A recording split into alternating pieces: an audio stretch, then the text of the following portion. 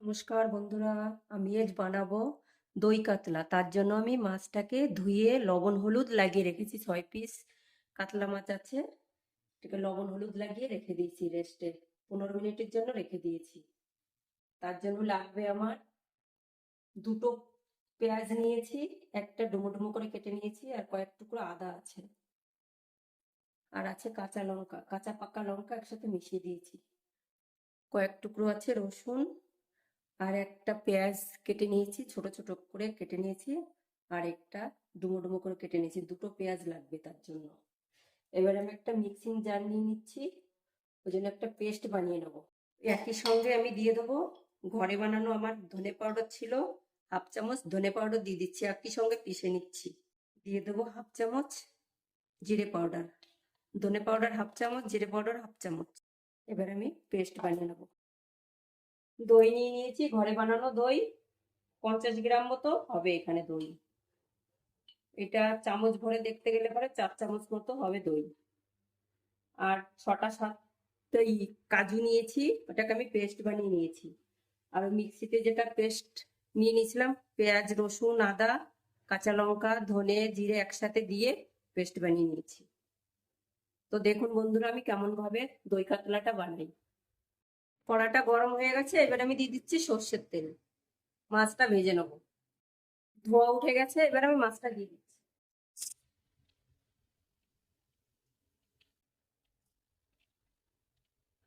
এবার এপিট উপিট করে আমি ভেজে নেব।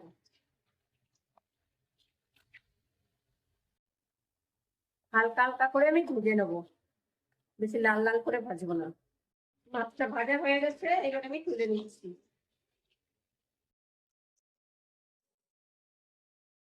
আমি আর তেল দেবো না, ওই তেলেই আমি মাছটা রান্না করে নেব। দুটো দিয়ে দিলাম তেজপাতা, গোটা গরম মশলা আছে, ফোড়নে দিয়ে দিচ্ছি। কুচানো পেঁয়াজটা যে ছিল, এবার আমি পেঁয়াজটা দিয়ে দিচ্ছি। একদম সিম আছে রান্নাটা করতে হবে। পেঁয়াজটা সুন্দর করে একদম ব্রাউন কালার হয়ে যাবে, তখন মশলাটা দিয়ে দেবো।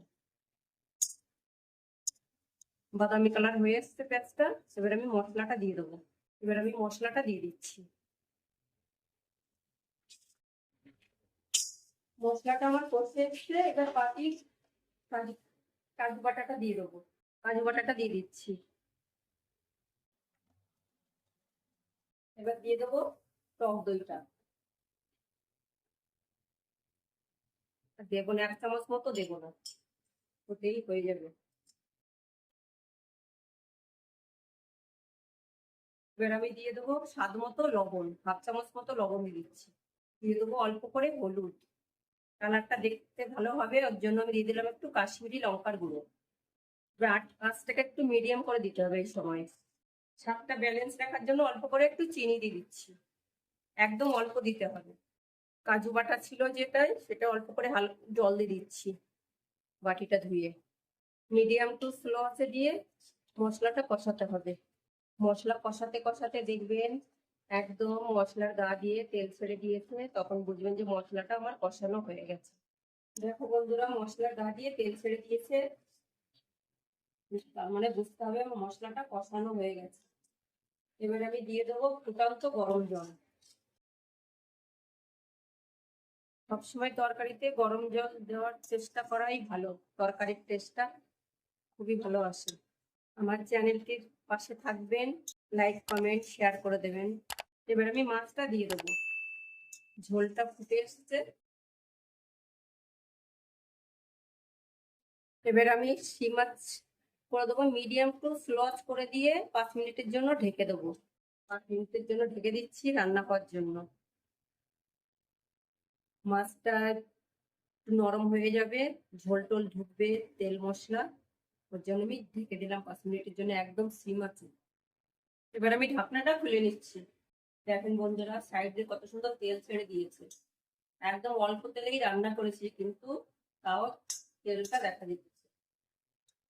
দেখুন, অল্প তেল দিয়ে রান্না করবেন, স্বাস্থ্যের দিক দিয়ে খুবই ভালো। এবার আমি নামিয়ে নেবো, হয়ে গেছে।